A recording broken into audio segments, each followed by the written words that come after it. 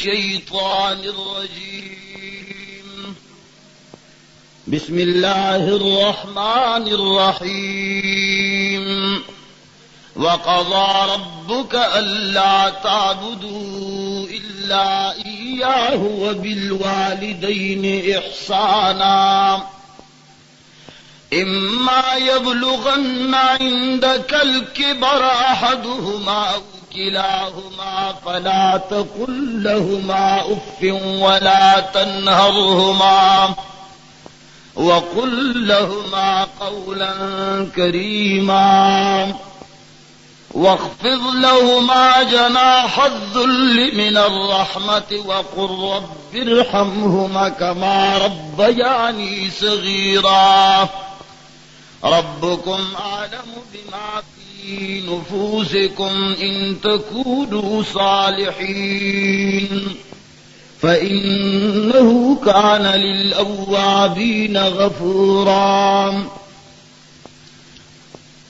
عن أبي أمامة رضي الله تعالى عنه أن رجلا قال يا رسول الله ما حق الوالدين على ولدهما؟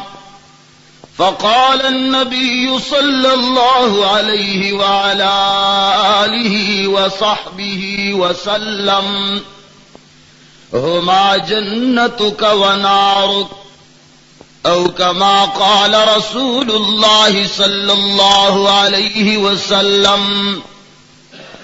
عن عبد الله بن عمر قال قال رسول الله صلى الله عليه وسلم رضا الرب في رضا الوالد وسخط الرب في سخط الوالد أو كما قال رسول الله صلى الله عليه وسلم. عزیزانو 13 جمعہ کی دا اولاد دو حقوق متعلق بیان شو. ما دا ویلیو چې دا اولاد حقوق د دې وجه نه مقدم کوم چې په موجوده دور کې د افراط او د تفریط ډیر زیات تا چرچا او شور ده. افراط او تفریط دیته ویلې کی چې څه خلق خو بعضی وړه خبره غټه پیش کوي او بعضی خبرې وړې کوي، لکه څنګه چې د اولیاء او د صحابه کرام او د انبیاء کرامو په مابین کې چې کوم د درجو والا فرق ده په دې کې عوام ډېر افراط او تفریط کوي. خلق هغه دي چې هغوی د اولیاء کرامو داسې ګروېدا داسې پجاریان جوړ شوي دي چې کچره یو مجلس کې د پیغمبر علیه الصلاۃ والسلام خلاف یا د هغه د سنتو خلاف کار کیږي نو دی له غصه نه ورځي، خو کچره د اولیاء په شان کې معمولی غونې خبره وشوه نو فوراً به درته وایي چې ولې ته کرامت اولیاء نه منې. په اولیاء ډېر زیات خفه کیږي، دې ته ویل کېږي افراط. اولیاء د خپل درجې نه برکول او څه خلک د اولیاء کرامو په باره کې تفریط کې مبتلا دي چې هغه اډو اولیاء کرامو د هغوی کراماتو ته هیڅ نه بولي، هغه د هغوی توهین او حتی کوي. نو لکه څنګه چې د افراط والا غلط دي دارنګې د تفریط والا غلط دي. انزل الناس منازلهم. حضرت عائشہ صدیقہ رضی اللہ تعالی عنہا فرمائی د هر چا خپله درجه ده، هر څوک په خپله درجه کې پرېږده کېنوه. نو همدارنګې په امت کې د اولاد او د والدینو د حقوق په باره کې هم افراط او تفریط ده. نو د اولاد حقوق نه بعد د والدینو د حقوق بیان ځکه ما رستو کوم. الله جل جلاله فرمایي الله رب العزت کله چې د توحید بیان کوي هغې نه بعد بیا د وبالوالدین احسانا الله فرمایي لکه دې ځای کې سورې بني اسرائیل کې وقضى ربك ألا تعبدوا إلا إياه. وی رب العالمین دا فیصلہ فرمائے دا چې سوا د رب العالمین نه بل هیڅ عبادت نه کیږي، صرف د یو رب العالمین عبادت بکیږي. دي ته ویل کیږي مسله د توحید. وقضى ربك الا تعبدوا الا اياه، خبردار سوا د رب العالمین نہ ببل چالا تذلل و تعظیم لائق د ربوبیت بن کئ، صرف اللہ تبع کئ. عبادت وی لیکی کی ستا انتہائی تذلل و تعظیم دیتے لیکی کی عبادت، انتہائی ذلالت د خپل مالک حقیقی په مخ کې بے انتہا د خپل ځان د ذلالت اظہار دیتے وی لیکی کی عبادت.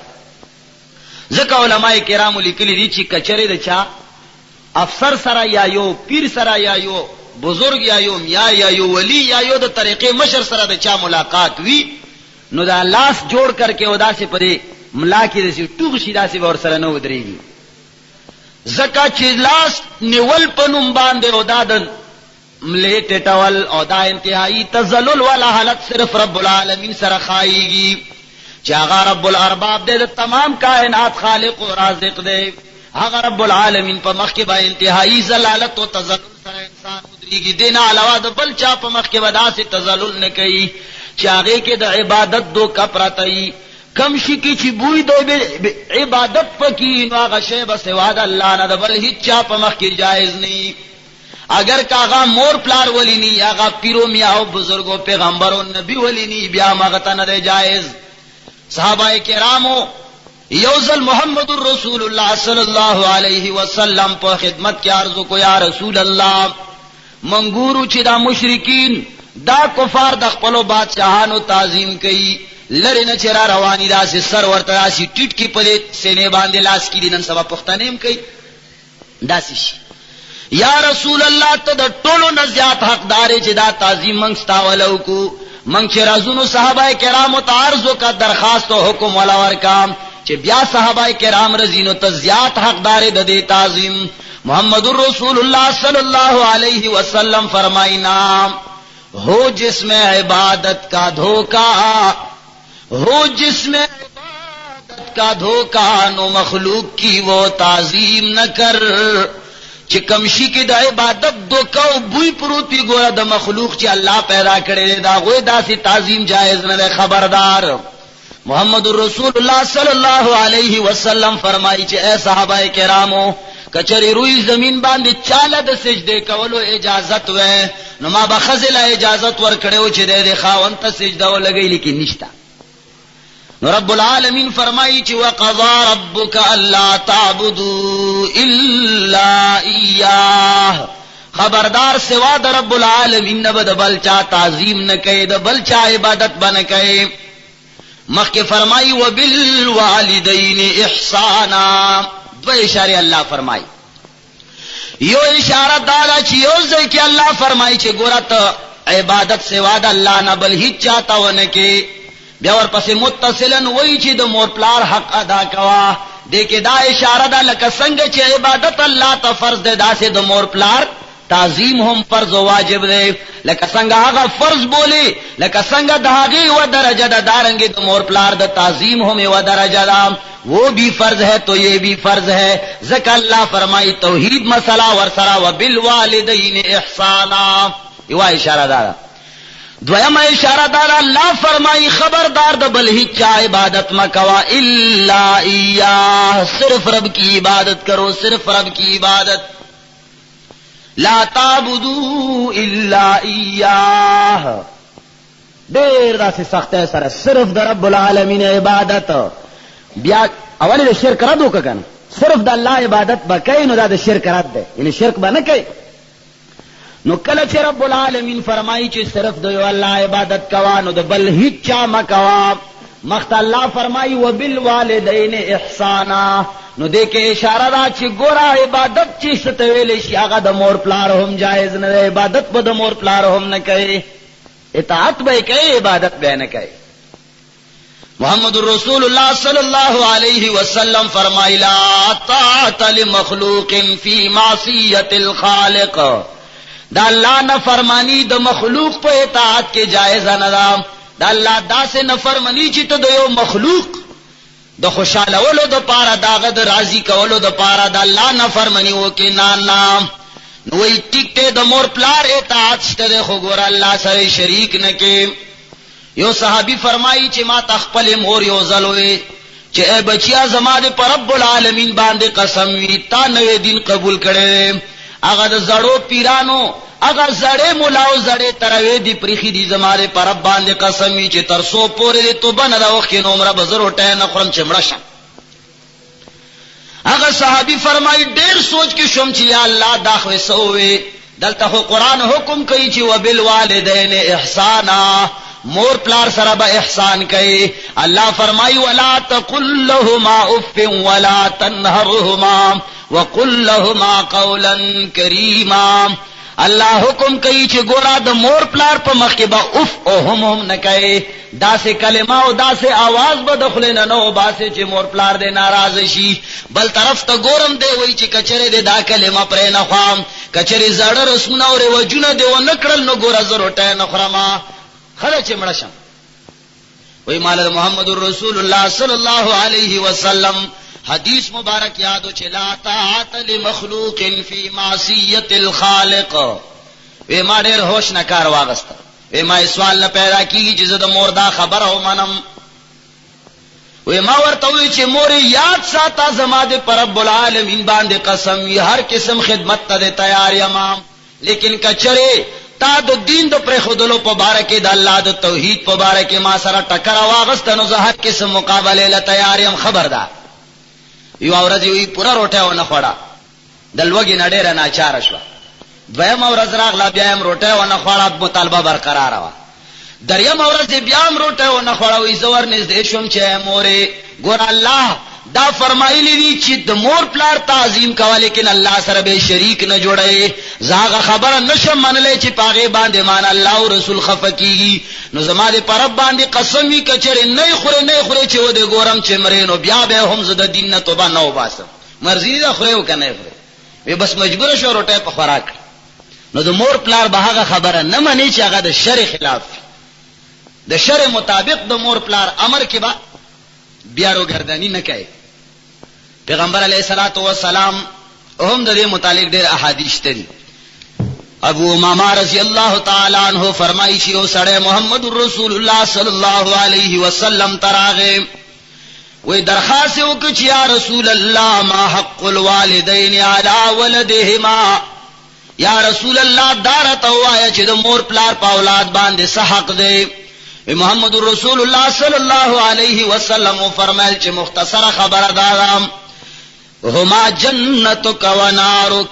دا مور پلار یا ستا د پاره جنت ته او یا ستا د پاره دوزخ ته. کچره د مور پلار اطاعت دیو کو د الله او د رسول د احکاماتو دلان دی نو دا مور پلار ستا د پاره د جنت ذریعہ ګرځي. او کچره د مور پلار خلاف ورزي دی وکړه د الله د قانون نه خلاف نو بس دغه مور پلار ستا د پاره د جهنم ذریعہ ده. محمد رسول الله صلی الله علیه وسلم یو ځای کې فرمایي الجنت تحت اقدام الامهات. اے امتا یاد ساتے اگر جنت تلاش کرنی ہے تمہیں اگر جنت کی تلاش ہے تمہیں ضرورت ہے تمہیں تو والدین کے پاؤں کی نیچے ملے گی. وہی جنت کا گورے نو د مور پلار د پخو لاندې رے څه مطلب کله کتا د مور پلار پخو لاندې زندگی ته ډکړام داغه اطاعت او داغه تعظیم دیو کو داغه حرمت ته بجالا وکړو نو تبداغه د مور پلار په ذریعہ باندې جنت ته. او کچره د مور پلار داسې خلاف ورزي دی وکړه چې د شریعت خلاف وانه بیا دغه مور پلار ستاره پاره د جهنم سبب دی. عبداللہ ابن عمر رضی اللہ تعالی عنہ فرمائی چې ما د محمد رسول الله صلی الله علیه وسلم نا اوریدلی دي پیغمبر علیہ السلام فرمایل چې رضا الرب فی رضا الوالد وسخط الرب فی سخط الوالد. وی کڅوک رضا د رب العالمین لټینو د مور پلار پر رضا کې پراته ده بشرط چې شریعت مطابق حکم کوي. او کڅوک د رب العالمین خلاف لټینو ګور الله خفقیږي د مور پلار په خفقان باندې. یو ضعیف ونه روایت ته محمد رسول الله صلی الله علیه وسلم ته منسوب ده سند ماتن معلوم. فرمایي چې موسی علیہ السلام ته رب العالمین فرمایل چې اے موسی علیہ السلام کچره یو سړی زمانہ فرمانی کوي خو لیکن مور پلار خوشاله وي نو دا سړی به ظاهر هم په فرمان بردارو کې لیکما. او که یو سړی زما فرمان برداری کوي ور سره د مور پلار تعظیم نه کوي نو دا سړی به اخر په نافرمانو کې لیکما. سندن ضعیف ونی معلومی. نو محمد رسول الله صلی الله علیه وسلم چې کوم دین راوړی دی هغه دین داسې مکمل دی چې یو طرف ته د پلار مور حقوق دي نو بل طرف ته د اولاد حقوق دي، یو طرف ته کده خاوند حقوق دي نو بل طرف ته د خزي حقوق هم پکشتا، یو طرف ته کده آقا او د مولا حقوق دي نو بل طرف ته د مزدور او د نوکر او د خادم هم حقوق شتا، یک طرف کاروي پکې نه ده. نو عزیزانو د مور پلار په باره کې چې کم فضائل دي ډېر بشمار دي. تقریبا چې دا فضائل بیانیږي کتابونه ته نډک دي، خو زما مقصد اصل کې صرف فضائل بیانول نه دي. زما کوشش دای چې دا قوم ته د مسائل او معلومات وشي، لکه څنګه چې د اولاد په حقوقو کې د مسائل ضرورت وو. دا څومره د خطرې خبره وا چې اولاد تر کمی پیسې خلق ورکي، بچی لا چا 500 روپے ورکي 40 ورکړي، دا پیسې مور پلار ته بارا جایز نه دي. دا مسالې نه ګوره څوک نه خبر، او کچره صرف فضائل ذکر شي او مسائل نه خلق نه خبره پاتې شي نو مسائل نه خبري د جهنم سبب جوړيږي. نو زه زیاده تر کوشش دا کوم چې د مور پلار د حقوقو په اړه کې هم زیاده تر د مسائل او معلومات وشي. نو الله جل جلاله د توحید مسالې سره سره چې د مور پلار مسله ذکر کړی دا نو فقهاو استنباط کړی دی دې طریقې نه چې لکه څنګه د الله توحید واجب دی فرض دی، همدارنګه د مور پلار تعظیم هم د شریعت مطابق فرض دی. ځکه په یو ځای دا مسله ذکر کړی ده. معرف القرآن دا خبره لیکلې ده او دغه احادیثونه د پیغمبر علیه الصلاۃ والسلام احادیثونه او آیاتونه دا معلومه ده چې د مور پلار مخالفت او داغوی به حرمتی دا گناہ کبیره ده. خلق زنا گناہ کبیره بولی، سود هم گناہ کبیره بولی، خو ډېرې خبرې د سیدی چې هغه گناہ کبیره دا خو خلق نه بولی. نو د مور پلار نافرمانی کول هم گناہ کبیره ده، لوی گناہ ده.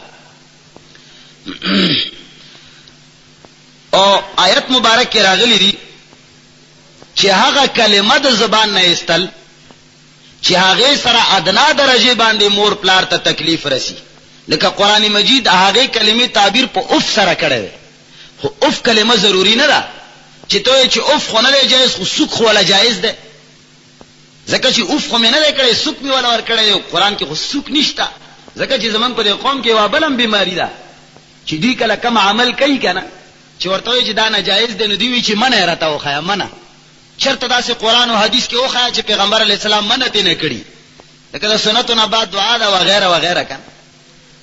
دې ته چې وایي چې پیغمبر علیه الصلاۃ والسلام په جمع سره نه کړی، او زمونږ امام هم دا فرمایلی دی او نور علما هم دا لیکلي دي چې کنه وشي نو خلا دی وایي چې منه خو ته نه کړی، نو د مور پلار وهلو نه خو منه نه کړی بیا وهنو نه دا ویلي دي چې ولا تقل لهما اف اوف به هم نه کوي، ځکه چې اوف سره غته تکلیف رسی نو سوک سره خو زیات تکلیف رسی، هغه خو به طریقه اولا منه ده. وهلو سره کنزلو سره داغه به عزت کې سره هغه تر سترګو برګولو سره خو زیات تکلیف رسی، دا خو به طریقه اولا حرام او ناجایز. دا نه چې ته دې پسې ګرځي چې منه راتاو خا منه خو ډېرو خبرو نشته، خدا سي انداز باندې منه ثابت را چولا ما په پويږي. همدارنګه د بدعاتونو اجمالی منه ثابت را و ایاکم ومحدثات الامور وغیرہ. نو علماء لیکي چې د هر قوم په زبان کې خپل انداز مطابق صدا سے کلمات دي چې هغه خلق د بے تعظیمه او د تکلیف ورکولو په مقام کې استعمالي، لکه بل فرض د شونډو بتول دي راشي. اوس دا خو اوف نه ده، ته وایي چې کني مور پلار پسې دا جایز دي، دا خو اوف معنی نه کړي، اوف خو نه ده کړي. خدای خو ویلي چې ولا تقل لهما اوف، اوف مکو ما خو اوف نه کړ داسې میو کو. نو لکه کم تکلیف چې په اوف رسی هغه نه زیات تکلیف په دې رسی، نو هغه چې ناروا ده دا هم ناروا ده. نو علماء لیکي چې اوف مراد نه ده، مقصود صرف اوف نه ده، تکلیف نه رسول مقصد ده. الله فرمایي هغه کلمه به د زبان نه نو باسي، هغه سی سټایل او ډایلاګ باندې کوي چې هغه باندې ستا مور پلار ته ادنا درجه باندې تکلیف رسی. د سفر متعلق علماء کرام لیکلي دي چې کچره یو سړی اولاد د بچی دی هغه د مسلمانانو د علاقې سفر کول غواړي، مثال په تور باندې عربو لذي ځکه چې د اسلام علاقه د مسلمانو بنگال لذي بنگلاديش لذي کراچۍ لذي د مسلمانو ملک ته کچري بچي زی د تجارت د پاره یا د حج د پاره یا د عمره د پاره سفر کوي اراده ده او د مور پلار مسکین وي غریبانان وي او دا هغه اخراجات او ذمہ داری په بچی باندې وي چې هغه خپل ذریعہ نوي نفقه په بچی باندې واجبای دا غي صورتونه مخکې را روان دي زه بیانوم ان شاء الله چې په کم صورت کې د مور پلار نفقه واجب را کم صورت کې د مور پلار نفقه نه بچي اخلاص ته نو کچری یو سړی د مسلمانانو علاقه کې مسلمانانو ملکونو ته د تجارت یا د حج یا د عمره په نیت باندې زی مور پلاری مسکین دی او دا غوی نفقه د په ذمہ باندې ده او دغه بچی سره دومره مال هم نشتا چې د حج او عمره او د تجارت د پاره هم ولګي او د مور پلار د پاره هم دومره خرچه کیږي چې د درا واپسې پورې د هغوی خدمت د هغوی خرچه وشي نو په دې صورت کې د مور پلار اجازت نه بغیر سفر جایز نه دی چې کله هغوی غریبانان دي ستا محتاج دي او تا سره دومره دولت هم نشتا چې ته حج او عمره او تجارت ته هم لاړ شي کم یو شي د چیزې او دوی لم دومره خرچه کړي چې ستا واپسې پورې په دې گزاره وکي نو په دې صورت کې د مور پلار اجازت نه بغیر سفر بالکل جایز نه دی خو سفر نه مراد د نفلی حج سفر دی د نفلی حج او د عمره سفر مراد دی فرضی حج نه ګوره فرضی حج حکم جدا دی امدارنګ په دې باب کې د جهاد متعلق هم بیان راځي خو هغه جهاد نه به هم ګوري نفلی فرض کفایه جهاد به نه مرادي فرض عین جهاد چې کله راشي بیا د مور پلار اجازت ضرورت خو خود نشتا کچا د مور پلار اجازت د پاره جهاد پرې خو بیا ګناګاروم دی ځکه چې د فرض په مقابله کې به د مور پلار حکم نه مانی بیا به د الله حکم مقدم کړي نو په دې صورت کې بیا د پاره سفر جایز نه دی چې سو پورې هغه ته اجازت نه کړي او کچری د ځکه چې د والدینو د ضایع کېدلو خطر ده پکې چې تلار شي بس خوري کې دې شي ضایع شي سو کې د خدمت والا نشته امدارنګي کچری د والدین مالدار دي مور پلار سره دومره دولت شته چې دته محتاج نه دي زوی حج او عمره او د تجارت د پاره چې په کوم لار باندې زی هغه لار کې لغونی خطر ده د مرګ خطر ده پکې مور پلار خو مالدار دي د محتاج نه دي خو چون کې چې دا کوم لار باندې د سفر کوي د لار کې قوي امکان د مرګ ده د هلاکت خطرې پکې زیات دي نو بیا هم د مور پلار اجازت نه بغیر تک جایز نه ده او بل صورت دا چې کچری مور پلار مالدار وي زوی ته هیڅ محتاجی او احتیاج نه خو چې زوی په کوم لار باندې سفر کوي هغه سفر بالکل مامون پر امن لار ده د مرګ خطر پکې نشتا نو دې ځکه بیا د مور پلار اجازت هم ضروری نه ده ضروری نه ده په الفاظو غور کوي ګوره دا نه چې اجازت اغستل جایز نه دي دا مې نه دی ویلي ګوره ضروری نه ده کچا واغست ډیره خبره ده کنه واغست اسباقی نشته ضروری نه ده ځکه چې مور پلار دته محتاج هم نه دي لار هم خطرناک نه ده چې په کم لار باندې دی زی او مور پلار مالدار هم دي دته محتاج نه دي نو کده اجازه داسې حالت کې نه واخلي اسباقی نشته امدارنګي کچره جهاد ته پاره بچي وزي او هغه جهاد کې غالب ګمان د هلاکت نه ځکه چې جهادونو کې فرق دی ګان بعضی ځای کې جنگ ته مرګ خاصی هیڅ پته نه لګي خو بعضی ځایونو کې ظاهري اسباب داسې معلومیږي چې را دلته د مرګ او د درد ډېر امکانات کم دي علاقه پر امن ده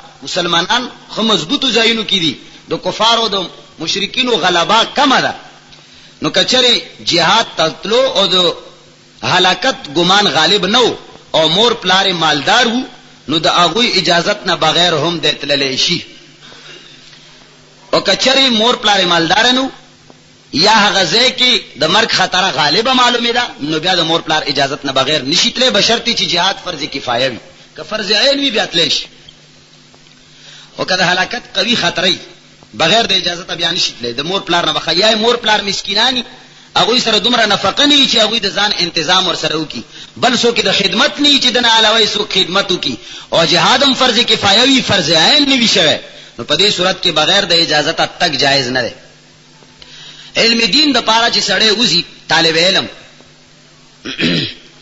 د اولاد او د خزه او د بچو د ضایع کېدلو خطرې نو بیا ضروری مسائل چې د کله زده کی فرض عین علم چې کم د غیر لپاره خو بزي بهر صورت به کوشش کوي خو چې دلته د اولاد او د خځې د ضایع کېدلو خطر ده نو داسې صورت کې به صرف ضروری مسائل زده کی نو بیا به واپس خپل بال بچ لراځي فرض کفایه علم پسې به زیات وخت هلته نه تیری او علم دین د پاره د سفر کولو چې کوم اصول دي علم دین حاصلولو د پاره د مور پلار اجازت بغیر سفر جایز نه ده خو حالا چې کله فرض عین علم انسان حاصل کړي فرض کفایه مزید نور علم حاصلوي نو د مور پلار اجازت هم ضروری ده البته کچری د فرض عین علم هم نه زده کړي نو بیا د مور پلار اجازت نه بغیر هم د تللی شي او بیا هم پکې یو شرط دی چې د بچی ګیره راغلی مور پلار مسکینان نه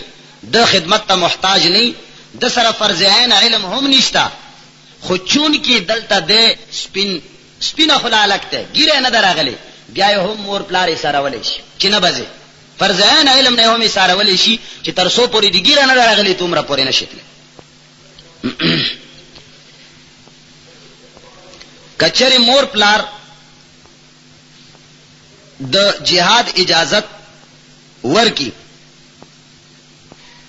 او بل موری ول اجازت ورکی پلار ول نه ورکی یا پلار ول اجازت ورکی موری ول نه ورکی نو بیا هم چې جهاد فرض عین نیوی تک ورته جایز نه ده ځکه چې د مور پلار د دواړو رضا مطلوب او مقصود ده دا نه چې توې چې پلار می اجازت راکړې ده مور می خپل کار کوي یا مور لار له اجازت راکړې ده پلار د خپل کار کوي نه د مور او د پلار دواړو اجازت ضروری ده دیو په اجازت باندې نشیتله خدا خبره ما مخکې درته وکړه چې ګوره دینه مراد هغه جهاد دی چې فرض کفایه فرض عین نه علم نه هغه علم مراد دی چې فرض کفایه وي فرض عین نه همدارنګه حج نه هم مراد هغه حج دی چې کوم حج نفلی فرضی حج نه ګوره دا مسائل علمگیری جلد 5 صفحه نمبر 365 او 66 دې کې پکېری او دین علاوه شامی هم فتاوی قاضی خان هم لیکلي شمیش پغم جلد 408 نمبر صفحه کې دې تحقیق کړي د مور پلار چې دا کم اطاعت ته خبره منل د دې هم خپل شریعت کې حدود دي چې دې هدا پورې داوی خبره منل ضروری دي دینه بار داوی خبره منل ضروری نه دي او دینه بار داوی خبره منل وبال یا ګناه ده د دې پر حدود دي شریعت کې کچری زوی یو کار شروع کړي دي داسې یو تجارت داسې کاروبار شروع کړي دي چې د مور پلار پاغه کې دنیوي او اخروی هیڅ نقصان نشته یو کار روزګار زوی کوي مور پلار ته ستوان تکلیف تینه نشته خو مور پلار هغه کار خوښ نه دی او ورته وایي چې مکه دا کار نو کچره د زوی د هغه کار د پاره محتاج نه سترګې بغړې ځکه چې مور پلار یې منع کوي اگر چې تکلیف ورته نشته نو کچره د زوی هغه کار ته محتاج نه پرې خودل شي نو چې مور پلار اجازت ولا نه ور کوي پکار دی شي هغه کار دی پرې خو کچره دی ورته محتاج دی نو بیا د مور پلار اجازت ضروری نه کوي دی ځکه چې مور پلار ته تکلیف او تاوان ته نشته هسي ور باندې بدلږي نو هسي او د ورته ضرورت ته نو بیا دی کوي کچره یو زوی د پلار حق ادا کوي مور ته نه خفقي چې د مور حق ادا کوي نو پلار ته نه خفقي د مور پلار په خپل مابین کې د روس او د امریکای خبره ده چې یو سره خدمت او د خصلوک برتاو کوي نو بل ته نه ناراضي او کدا بل ته عزت او قدر ور کوي نو بل ته نه ناراضي خپل مابین کې دا غوي داسې نه لګي نو بیا د شریعت په دې کې دا حکم دی چې د احسان او د خدمت په ځای کې به مور له ترجیح ور کوي احسان مالی تعاون خدمت کول دې کې به د مور د پاره زیات ترجیح ور کوي مور به پلار نه مقدمه بولی دي شي کې خود احترام او د تعظیم په ځای کې د احترام او د تعظیم په ځای کې به پلار له ترجیح ور کوي مور له بین ور کوي بل فرق आवाज یو کو چې اوبر اوړه مور دې مو چې اوبر اوړه پلار دې مو چې اوبر اوړه نو مور له به ور وړي پلار له دې ټیم کې مور ورسته ورته بیا خو کچري کوټه ته دواړه رانه وتل تعظیم مقام ده نو پلار ته به ودرېږي با ادب مور ته بنو چاته نو د تعظیم او د احترام په مقام کې پلار مقدم ده د خدمت او د احسان په مقام کې مور مقدمه ده چې کله روس او امریکا ته نه جوړ شاده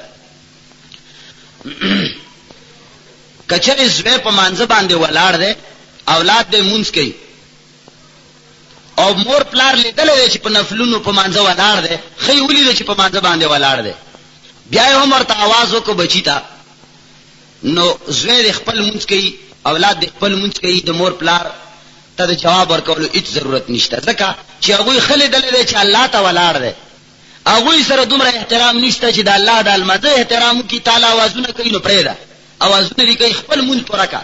هر قسمه مونځ چې دی، که نفل دی، که فرض دی، که واجب دی، او که څه شی دی، خو چې ته یې لیدلی چې په مانځه باندې ولاړ دی بیا هم دی غږونه کوي، نو بس پرېږده چې خپله به غلی شي. او که چېرې مور پلار دی لیدلی نه دی او دی مونځ کوي، مور پلار خبر نه دي چې دی په مانځه ولاړ دی، نو که فرض مونځ دی خو بیا خو به مونځ نه ماتوي، مونځ دی وکړي اول. او که نفل مونځ دی نو نفل به ماتوي، د مور پلار आवाज به اول به د هغه جواب ورکوي، نفل دی بیا دوباره وروسته وکړي. دې کې دا تفاوت دی. نفل چې کوي مور پلار یې نه خبر، بیا به आवाज ولا کوي. کچری مور پلار په یو داسې مصیبت کې مبتلا شه، څه تکلیف دی ورته بالفرض، څه درد ورته ولګېده او یا مار ورته راووتو یا څه بل تکلیف کې مور پلار مبتلا شو او دته یې आवाज وکړ چې اله بچی راورسېږه، مثال په طور مار دی یا څه بلا ده یا څه تکلیف دی یا څه مصیبت کې دته आवाज وکړ، نو په زوی باندې واجب دي چې د مونځ مات کړي او د مور پلار مدد وکړي. خوا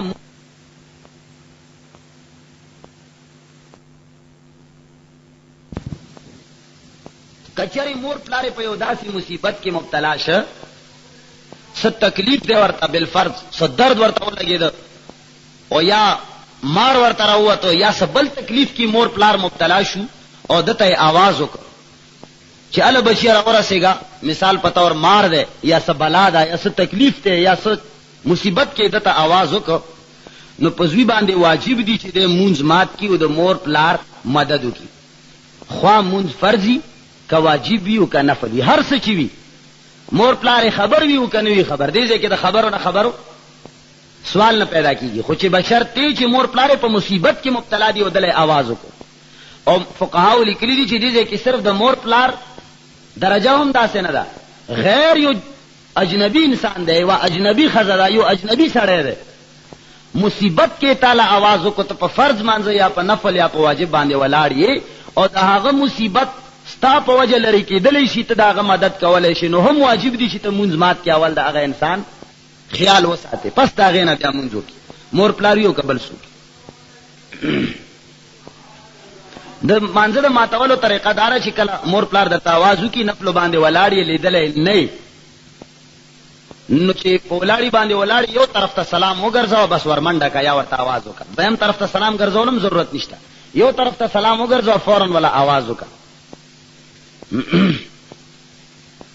کچری مور پلار بچی ته ووی چې ته دا ښځې له طلاق ورکه، نو مور پلار د رضامندۍ دپاره به بچی فوراً اقدام نه کوي چې بس دا ښځه دې طلاقه شي، بچی به بصیرت نه کار اخلي، سوچ به کوي چې په دې خبره کې زما مور پلار چې کم څه وایي زما په دې ښځه باندې کومه نکته چینی چې دوی کوي دا د شریعت مطابق کوي او که د شریعت خلافي کوي. کچری مور پلار خبره د شریعت مطابق ده، دا الله هم تعالی هغه حکم دی چې داسې ښځه طلاق کړه، او د مور پلار خبره هم صحیح ده، کمی خبرې چې کوي کمی نکتې چې بیانوي هغه د شرع مطابق بیانوي، نو بیا د مور پلار رضامندي ضروري او واجبه ده چې تا هغه ښځه طلاق کړي. خو کچری تا سترګې وغړولې چې زما ښځه کې هیڅ عیب او غلطي نشته، مور پلار مې هسې ترې نه سوځي، خامخا مطالبه کوي د ښځې هیڅ ناجایزوالی نشته، نو بیا د ښځې وهل د هغې سرزنش یا د هغې طلاق جایز نه دی، بلکې د ښځې خو دا هم حق دی چې کچرې تا ته ووایي چې ما به د مور پلار نه یوازې وسوې، نو تا باندې لازمي ده چې تا هغه جدا کور ورته ونیسي، جدا به یې وسوې، مور پلار قدر په تا باندې واجب دی، هغه به هم کوې، هغه ستا مجبوري ده، خو د ښځې خو در باندې حق دی که نو د مور پلار به هم خپل قدر او عزت خیال ساتي او د ښځې به حقوق هم خیال ساتي، شریعت دواړو له حقوق ورکړي. همدارنګې که شرع مور پلار درته ووایي د ښځې خلاف تی اوچت کړي چې وای وها او دی داسې کوي او دی داسې کوي، نو بیا به هم بچی لکه څنګه د طلاق په مسله کې د غور کولو دارنګې به د وهلو په مسله کې هم دی غور کوي. که چېرې مور پلار خبره حق ده نو ښځې له دې سرزنش وکړي، ودې وهي بې عزته دي کي، لږونې دې خفه کي چې څومره انداز پورې حق لري، خبرې پورې خبرې. که چېرې مور پلار یې ناجایز وو او اسی هغوی له خوند ورکولو چې دی ښځه ووایي خامخا هغوی له خوند ورکولو د ښځو والو د بعضې خواښې د بعضې سخر داسې مزاجي چې هغه له خوند ورکوي چې دا غوغا د ننګور واوري، نو بیا د مور پلار اطاعت داسې شي کې جایز نه دی. او عام طور باندې خدایي چې کله بعضې خلک د خپلې ښځې حقوق ادا کوي نو مور پلار باندې بد لګي. نو مور پلار لا فقهاو دا لیکلي دي چې پکار دي چې کله د ښځې واجب حقوق ستا بچی ادا کوي نو پکار داري چې ته ورته خوشحال شي او ته ورته دعا وکړي، ستا هم ادا کوي د هغې هم ادا کوي. خامخا مجبور نه کړي چې هغه ته ورته ووایي چې ته د ښځې له دومره توجه ورکوي، وړوکې غونې پرون دې واده کړی دی بیا ته په دې ښځې داسې پوه شوې، وایي ورته خلک کنه پرون دې واده کړی دی غولو کې روڼیو کې پروت دی بیا ته هم دومره په ښځې پوه شوې، ولې د ښځې اول شپې نه پوهېدل ضروري دي. دا خو نه دی چې لسو شلو دېرشو کالو پورې به ښځې باندې ځان نه پوه کوي، بیا به هغې نه پاس چې کله تم زوړ شي او هغه هم زړی شي بیا به پرې ځان پوه کوي، نو بیا دې رستو څه کوي یاره، بیا خو تا نه بابا جوړ وي، بیا خو فایده نشته اړو. نو لا طاعة لمخلوق فی معصیة الخالق، که داسې ناجایز حکم مور پلار وکړو د ښځې خلاف یا د وهلو خلاف یا د طلاق خلاف نو بیا فرمانبرداري واجبه نه ده. دا مسئلے عالمگیری 5 جلد 365 نمبر صفحہ کی، شامی 2 جلد 51 نمبر صفحہ کی، شرح عین العلم وزین الحلم 411 نمبر صفحہ کی موجود دی. د حسن سلوک په باره کې تفصیل علماء لیکلی دی چې کچرې د حسن سلوک صرف د مور پلار خاصه نه ده. علماء لیکي چې حسن سلوک تمامو انسانانو سره واجب دی، هر چا سره ښه خوی ښه اخلاق ښه پیش کېدل دا هر چا سره واجب دي. دا نه چې مور پلار ته پاره به ځان بالکل نرم کې او احسان به کوي، نورو خلقو نه به ځان نظمری جوړ کې او غریږي به نه، هر چا سره احسان واجب دی. اجنبي سړی ولی نه، پردی ولی نه، رشتہ دار ولی نه، محرم ولی نه، غیر محرم ولی نه. خو البته صرف شریعت کې دومره خبره ده چې څوک ډېر قریب دی نو د هغه ډېر زیات حق دی، چې څوک ډېر قریب دی د هغه ډېر زیات حق دی، چې څوک بیا لږ لږ لرې دی نو د هغه حق هم لږ لږ کم دی. مور پلار چونکې اقرباو کې ټول نه زیات قریب دي، اصالتن اولاد د دوی نه راوتلی دی، د دوی یو جز دی د مور پلار، اولاد د مور پلار جز دی، نو چونکې زیات قریب دي نو حق هم د نور رشتہ دارو نه ډېر زیات دی.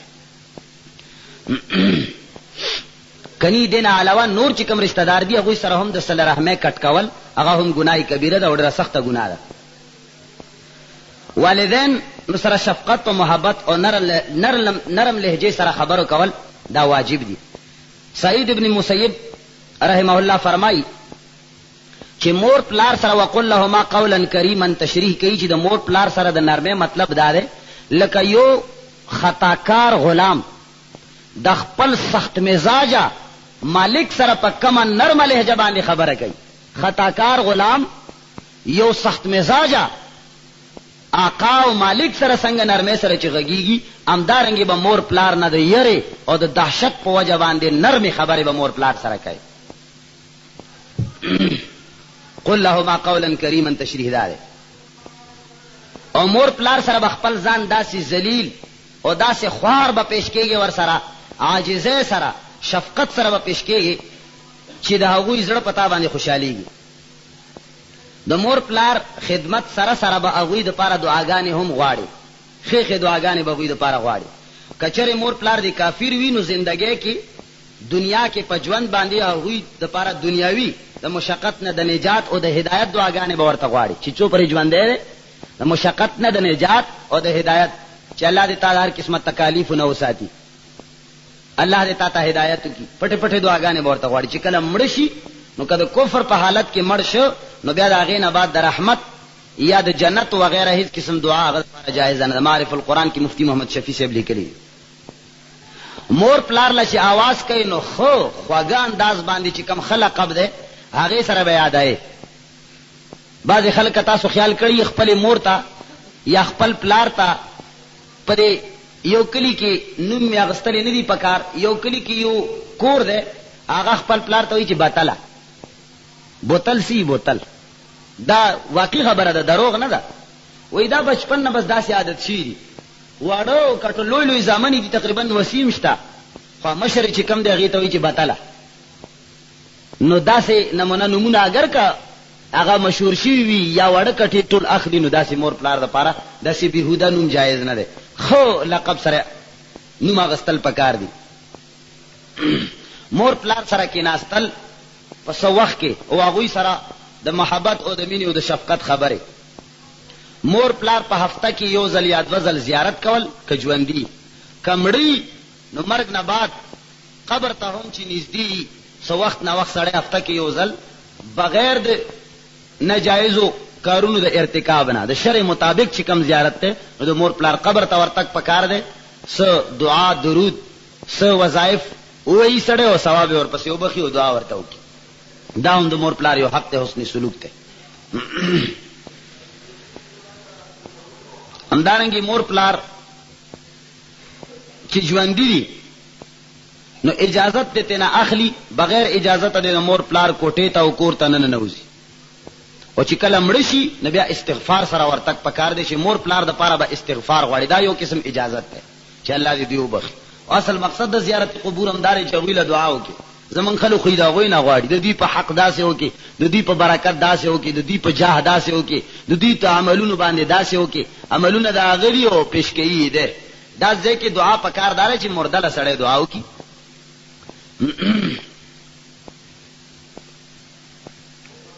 او مور پلار د مرګ نه بعد یو حق دادی چې مور پلار د چا سره کمی وعده کړی دي هغه وعده به د مور پلار ته پوره کوي. مور پلار د چا سره وعده کړی هغه وفات شو نو هغه خلکو سره به حسن سلوک کوي چې مور پلار د چا سره وعده کړی دي هغه به تکمیل ته رسایي.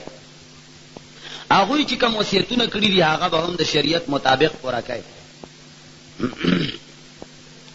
د والدینو چې کم دوستان دي مور پلار د چا سره تعلق ده د هغوی په ژوند او د هغوی د مرګ نه بعد هغوی سره ښه انداز باندې ملاوېدل او د هغوی اکرام کول دا هم د مور پلار سره حسن سلوک کې شامل دي. ول د جنت د پاره دعا غواړي ایصال ثواب ځان د پاره کوي نو د مور پلار هم په صدقې کې صحیح سي کول پکار دي چې دې ثواب می مور پلار پسې هم بخاله وي. د مور پلار په نوم بشه نه کوي که په نوم دې کا هغه یو جدا مسله ده. په غیب ان شاء الله خبره کو چې د چا په نوم باندې کم شی وځي دا مې فلاني بابا په نوم منل، دا مې پلار په نوم منل، دا مې پلاني په نوم منل، دا په نوم چې شي نو دا شی د جدا دی، هغه د خنزیر په شان مردار دی، دا خوراک هم ناجایز دی. یو هغه چې د الله په نوم باندې ورکې صدقه خوار او فقیر له صرف ثواب مور پلار پسې وبخي دا جایز دی. نو د مور پلار په صدقې کې ایصال ثواب کې دا غوي به خیال ساتي. همدارنګه کستا مور پلار پسې څوک غیبت کوي ته ژوند دی نه هغه خلق له ورشي مال او دولت خرج کې خو هغه سړي خله بنده کې چې ورته وایي چې زما مور پلار پسې غیبت مکه. څومره پیسې دي چې لګي څومره شی چې ته غواړې دا بدله درکمه که څه قرضه دي هغه هم درته لنډه کمه مثال زما پلار باندې که څه حق وو کني دا 100 روپۍ د الله په نوم باندې واخله خو زما مور پلار پسې غیبت مکه شا طرف نه. دا هم د مور پلار حق دی د هغوی عزت ساتل مرګ نه بعد.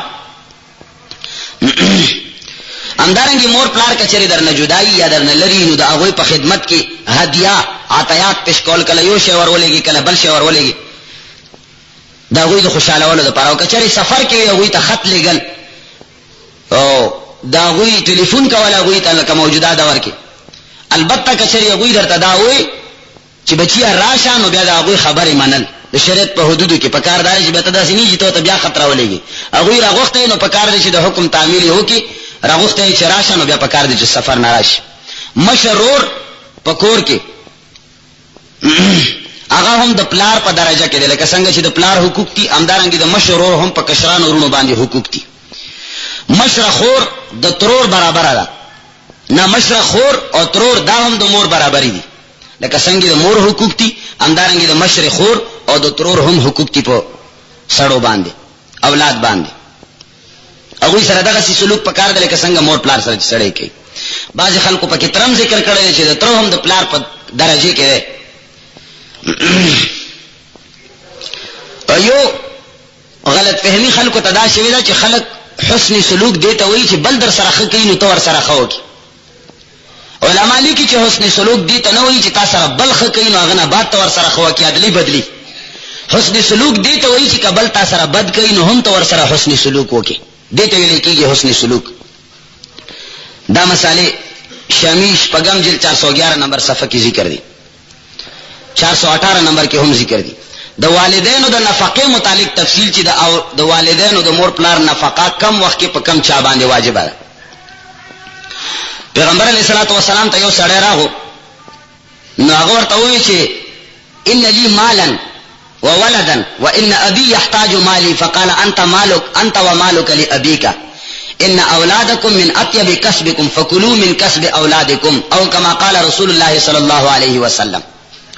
پیغمبر علیہ الصلوۃ والسلام تراغه ورته فرمایل چې یا رسول الله زما مال شته خو زما اولاد او بچی دي خو مور پلار هم زما محتاج دي خپل سکار روزگار نشته. نو پیغمبر علیہ السلام ورته فرمایل چې تو استعمال دا ستاسو پلار دي او اولاد چې کوم دي دا ستاسو ټولو نه یو ښه کسب دی. نو د خپل اولاد د کسب او د خرچې نه خوراک کوا په مور پلار باندې خرچ کوا. صلوات و سلام ورته فرمایل چې مور پلار باندې خرچه کوا.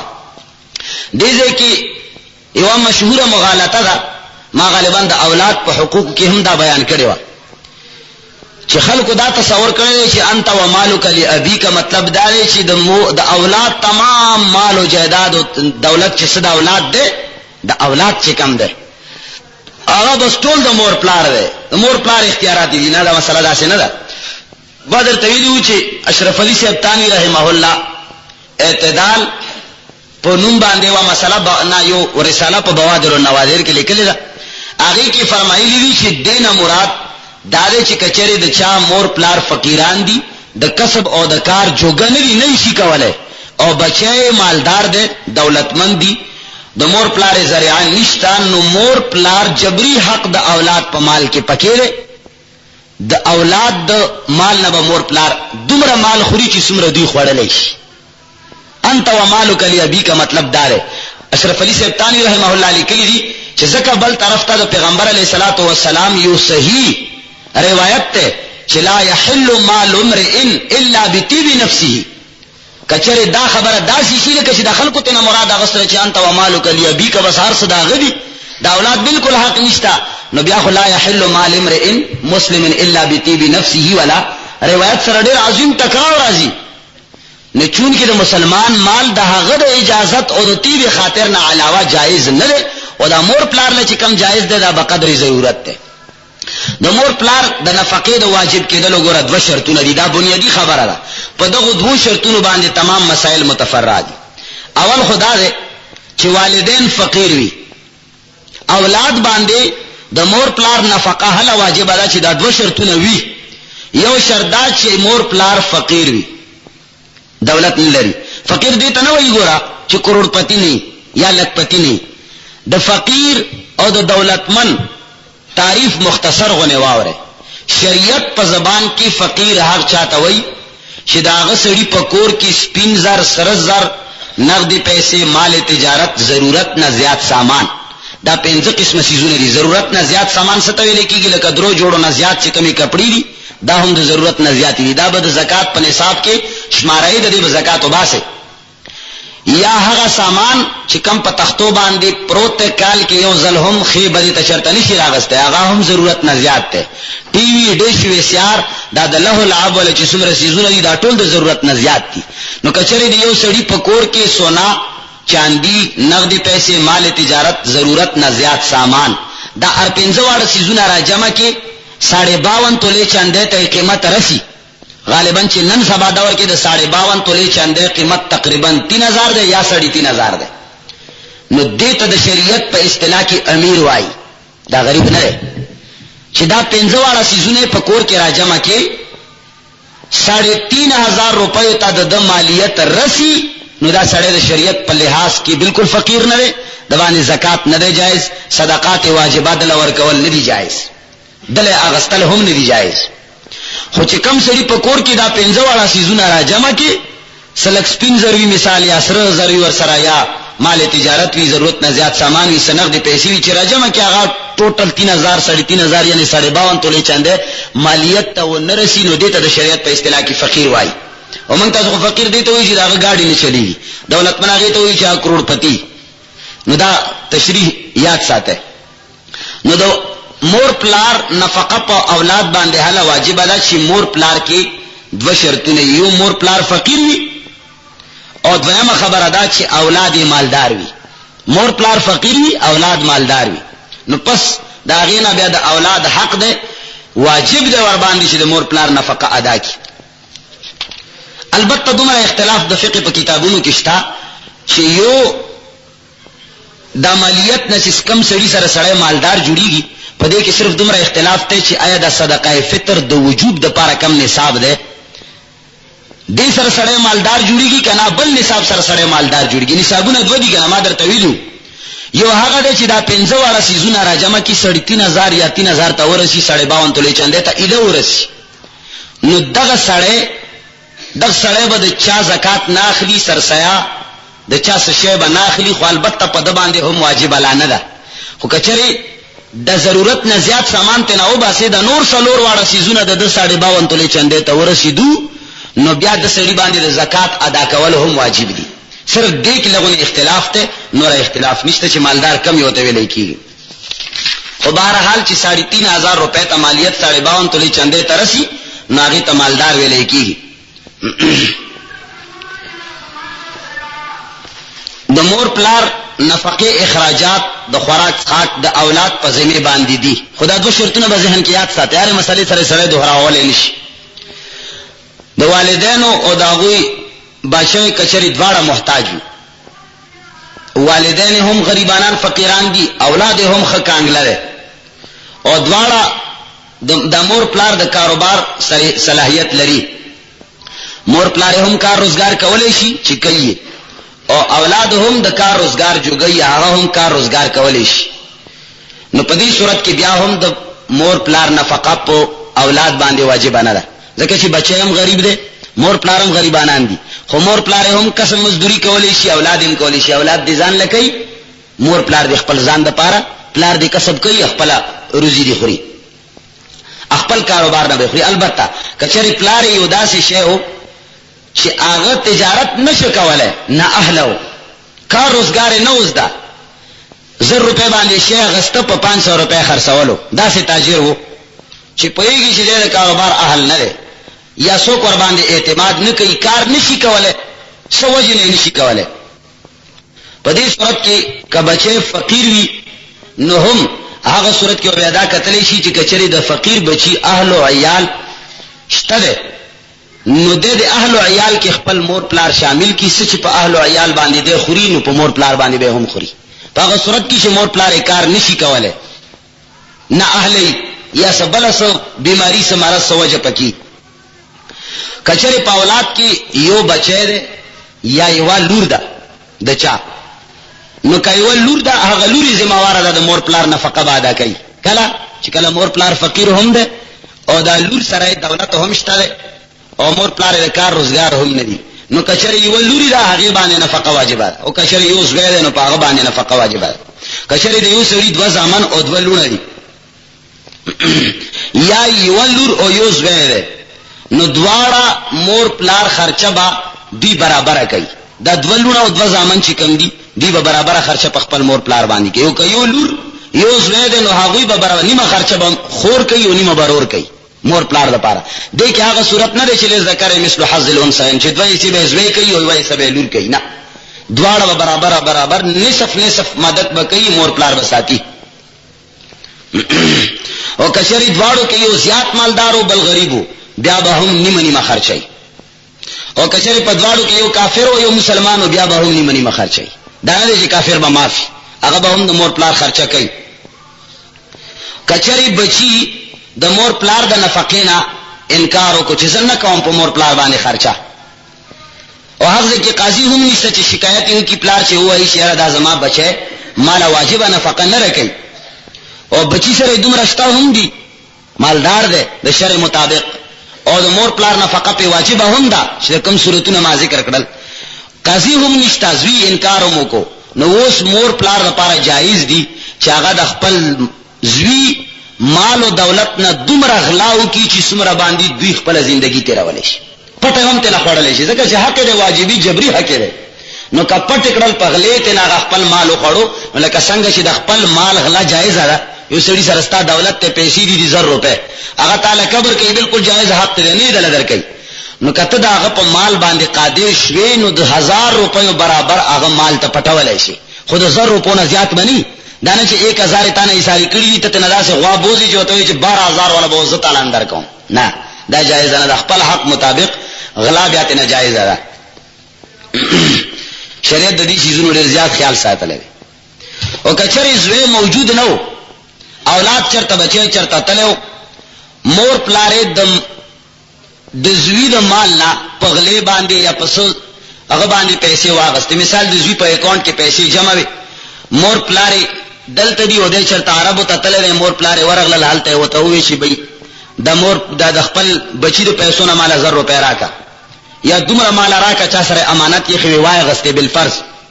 بچی راغلو، بچی ور باندې اعتراض وکړو چې تا چې د کمی پیسې اغستې دي ته ټیم کې غریب نه وي، ځکه چې د مور پلار حق خو هله واجب دی چې کله مور پلار فقیر وي نو تا چې د کمی پیسې زما د اکاؤنٹ غستې دي، زما مال دې خوړلې ته ټیم کې فقیر نه وي. پلار مور وی چې نه موږ فقیرانو د فقر د پاره ما غستې دي، اسیم نه غستې. زوی وی چې نه تا د مستین غستې دي، ته محتاج نه وي ورته. نو په دې ټیم کې کچره گواهان ور سره، مور پلار سره هم گواهان، اول خو چې گواه کم یو پیش کی داغه خبره ده، خو کدوارو گواهان پیش کړل، پلار مور په دې باندې پیش کړل چې موږ بالکل محتاج او فقیران، زوی په دې باندې پیش کړل چې بالکل تاسو محتاج او فقیران نه وي، نو بیا به د زوی گواهانو له ترجیح ورکولای شي او مور پلار به پیسې واپس کوي. چې دواړو گواهان پیش کړل د زوی گواهانو له ترجیح ده په دې صورت کې. او کچره گواهان نو بیا به په موجوده فلحال چې کوم حال ده په دې باندې به فیصله کیږي. په دې ټایم کې چې په کم ټایم کې جرګه ده، په دې ټایم کې کمور پلار فقیر دي نو بس هغه مال چې کم خړل دی هغه فقر کې ورغه، او که په دې ټایم کې دی مالدار دي، بچی نه فقیر ته محتاج نه دي، نو هغه مخکې چې پیسې اغستې دي هغه به هم په دغه محمول کولای شي چې هلته هم ته محتاج نه وي، کدل ته محتاج دي نو هلته به محتاج بللی شي، بیا به داسې فیصله کیږي.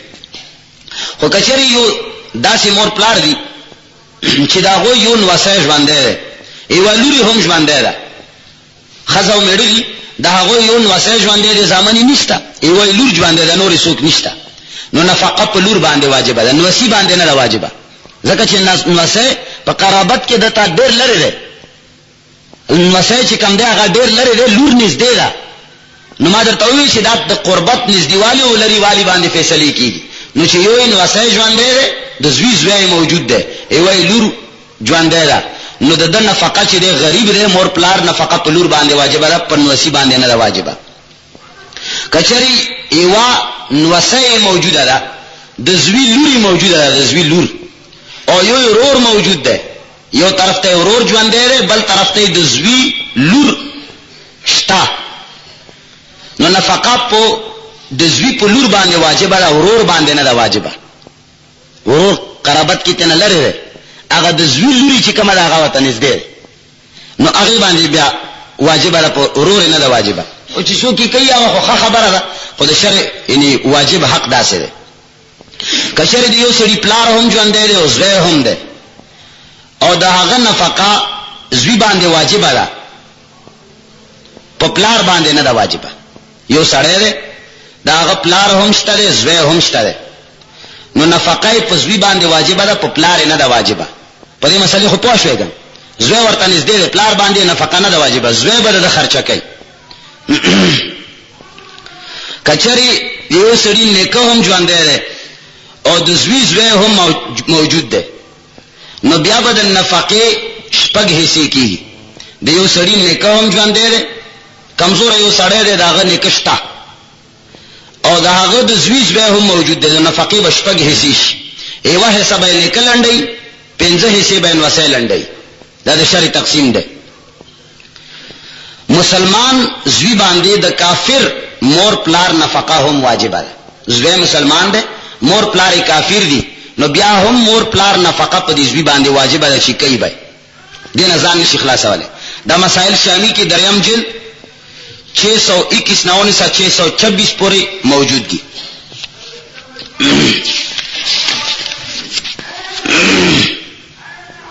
د مور پلار متعلق بخاری شریف یو واقعه ذکر کړی دا چې د مور پلار کچری بعضی ځای کې پوه نشي هم بد دعا وکړي، د هغې اثرات خامخا څرګندېږي. د ابن جریج متعلق یو واقعه ذکر کړی ده چې هغه ډېر یو نیک سړی و، په مانځه باندې ولاړ و، د هغه د عبادتګانه لاندې چرته یوه ښځه اوسېده شپونکۍ وه، نو هغه مور ته پته نه وه، هغې ورته اواز وکړو، دی په نفلونو باندې ولاړ و، شیخ و عجیز، نو هغه مور اواز یې ورنه کړو، نو مور ورته بددعا وکړه.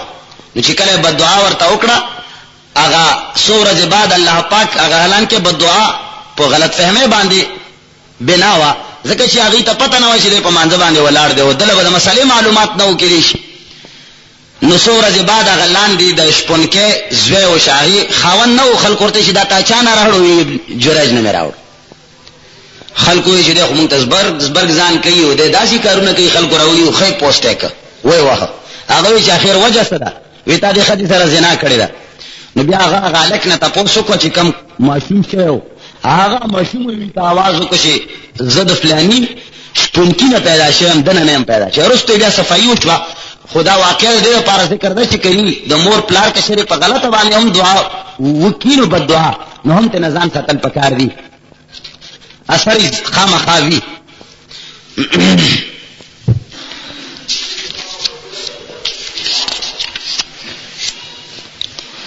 د مور پلار په حقوقو باندې صرف د یوې خبرې باندې ځان پاکول پکار دي چې مور پلار حق د نورو فرایضو سره سره یو فرض حق ده. خو په جایزو امورو کې چې د شریعت کم ځای کې حکم دی تعالی د حکم منلو، الله حکم او د مور پلار حکم برابر ده. یا د الله طرف نه یو شی ستا لپاره جایز ده، مور پلار درته حکم وکړو نو هغه به خامخا کوي. نو که چېرې یو شی د الله طرف نه ناجایز ده نو د الله او د رسول نافرمانی د مور پلار اطاعت داسې کول جایز نه دي. په دې خبرو باندې ځان پاکول پکار دي. په اخر کې د یوې بلې غلط فهمه غالبا باران هم شو. پرون نه د تېره جمعه کې ما ویلي وو چې د کم د خلق اجتماع لپاره تلو، مبارک ځای مبارک کار لپاره تلو. بعض خلکو دا اعلانات کړي وو چې په دې درو ورځو کې روزې ساتل او په دې درو ورځو کې اعتکاف کول ډېر زیات ثواب لري. نو بیا ما دا خبره کړې وه چې دا بدعت همدارنګې جوړېږي. بدعت همدارنګې جوړېږي چې دا اجتماع ورځې الله نه دي مقرر کړي. تاسو اوس د دې اعلانات شروع کړل چې په دې ورځو کې د روزې ساتل او په دې ورځو کې اعتکاف کول، نو دا ورستو زمونږ نسل دپاره یو لویه وبا جوړه شي، بیا به خلک فرض بولي. نو ما وی چې دا اعتکاف او دا روزې دا سنت نه دي بلکې دا ورستو بدعت جوړېږي. نو بعض مخالفینو د دې نه دا جوړه کړې ده چې مفتی صاحب وایي چې اعتکاف نشته. هلکه د روزې اعتکاف نه یادوم، هغه یو جدا عمل ده. په هغې ما بار بار تقریرونه کړي دي. د روزې اعتکاف جدا شی دی او سنت عمل دی. ټوله محله پې ګناهګارېږي که چېرې محله کې ونشي. زما مطلب صرف دا دی چې دا مخترع چې دا خلکو د ځان نه کم جوړ کړی دی، دا نمونه څیزونه جایز نه دي. واخر دعوانا الحمدلله. مولانا مفتی محمد منیر شاکر د حقوق والدین په موضوع بیان کولو. دا کیسټ به تاسو ته د قصخانه بازار نشاته پیښور ښار کې ایوب اسلامی کیسټ مرکز نه ملاويږي.